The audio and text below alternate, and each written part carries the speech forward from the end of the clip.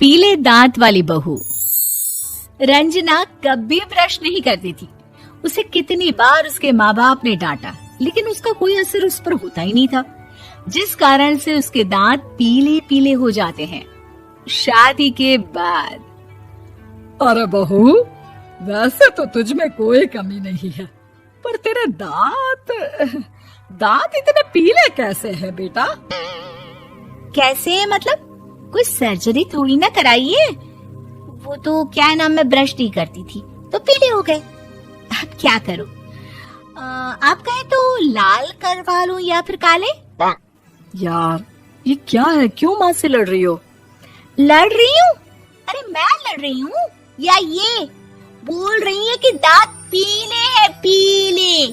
अरे तपस्या थोड़ी ना की है इन्हें पीले करने के लिए।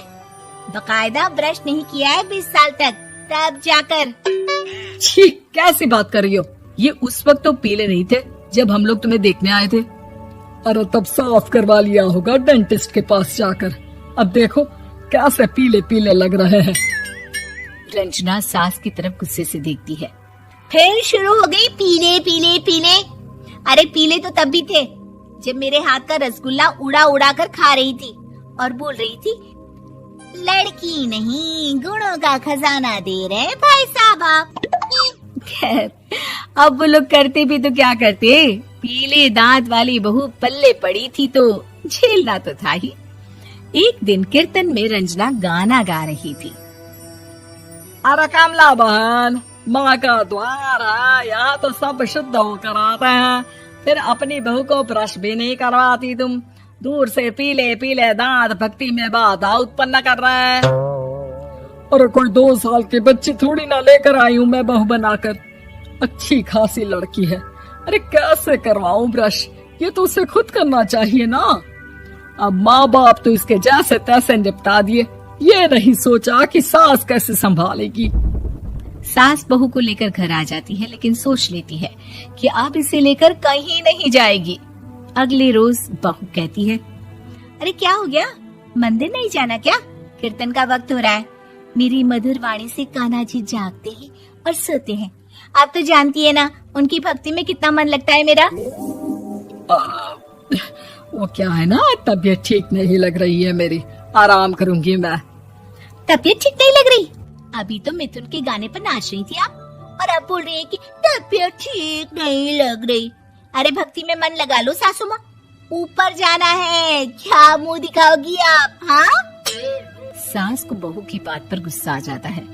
मैं क्या मुंह दिखाऊंगी, इसकी चिंता तो ना कर, समझी? अपने मुंह की चिंता कर, जो ये पीले पीले दांत लेकर हर जगह पहुंच जाती है। पता है लोग कितना मजाक बनाते हैं। ना जी ना, मैं नहीं जाना कहीं तेरे साथ। तो ये बात है, कोई ना, मत जाओ, मैं अपने कमरे में ही बैठकर भक्ति कर लूंगी। ऊपर वाला दांत थोड़ी ना देखता है, मन देखता है, भावना देखता है। और अरे बस बस, तू सब कुछ दिखा, बस ये सफेद चमकदार दांत ना दिखाना किसी को, है? जा यहाँ से। बहू को सास की बात का कोई फर्क नहीं पड़ता, वो तो जैसी थी वैसी ही रह जाती है।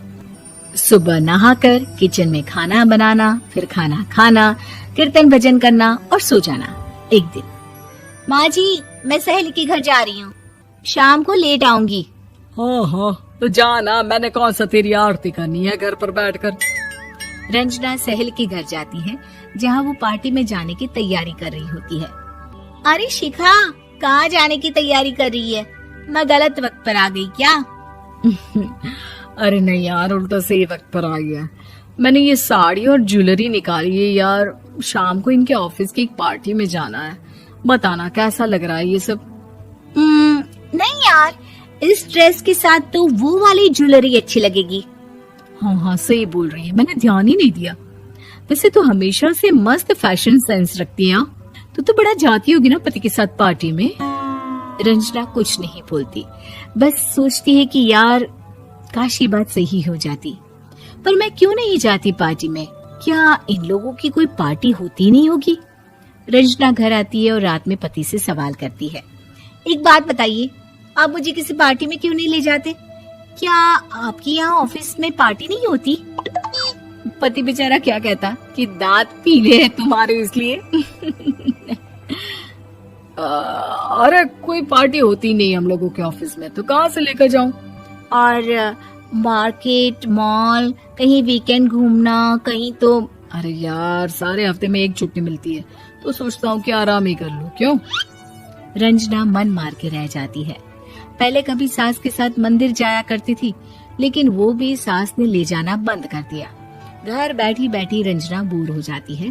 तभी उसे आइडिया आता है और वो मायके जाने का सोचती है। सासू माँ, 2 दिनों के लिए मम्मी के घर जा रही हूँ। अच्छा ठीक है, आराम से जा। और हाँ, माँ से कुछ अच्छी आदत सीख कर आना कि कैसे शरीर के हर भाग की तरह दांतों की सफाई भी जरूरी होती है, समझी? शुरू हो गई ना आप। वो लोग आपकी तरह नहीं है कि छोटी छोटी बात का बतंगड़ बना दे। उन लोगों के लिए मैं मायने रखती हूँ, ना कि मेरे पीले पीले दांत। रंजना माँ को बिना बताए उन लोगों को सरप्राइज देती है, लेकिन जैसे ही वो दरवाजे पर पहुंचती है, अंदर देखती है कि घर वाले कहीं जा रहे होते हैं। अब माँ, काश रंजना दीदी के दांतों वाली प्रॉब्लम नहीं होती, तो वो भी हम लोगों के साथ चलती ना बुआ जी की बेटी की शादी में। हाँ बेटा, लेकिन अब उसे कौन समझाए कि उसको उसके पीले दांत नहीं दिखते, लेकिन उसके आसपास के लोगों को कितना एम्बैरेसिंग फील कराते हैं। मुझे तो कितनी बार उसके स्कूल की टीचर ने शिकायत की कि उसके साथ कोई लड़की बैठना भी नहीं चाहती, और ना ही कॉलेज में कोई उससे बात करना चाहता था। लेकिन पता नहीं क्यों उसे ये बात समझ में ही नहीं आती। कोई कमी नहीं है उस लड़की में, बस यही कि दांत पीले हैं। वो तो भला हो जीजा जी और उनकी माँ का, जो दीदी को जैसी है वैसे ही रखा हुआ है। रंजना को अपने घर वालों की बात सुनकर बहुत दुख होता है। वो सोचती है कि वो क्या करे, लेकिन फिर वो सीधा डेंटिस्ट के पास जाती है, अपने दांत चमकाती है और कसम खाती है कि वो रोज ब्रश करेगी। अरे क्या हो गया? तुम तो 2 दिनों के लिए गई थी ना, पर कोई ना, अच्छा है, चलो आ गई तो। रंजना सास के सामने आकर खड़ी हो जाती है और पूरी स्माइल करती है, उसके चमकदार दांतों को दिखाती हुई। हैं? चले मंदिर। माँ, मुझे माफ कर दीजिए, मैंने आप लोगों को बहुत एम्बैरेसिंग फील करवाया। मैं आज से रोज ब्रश करूंगी।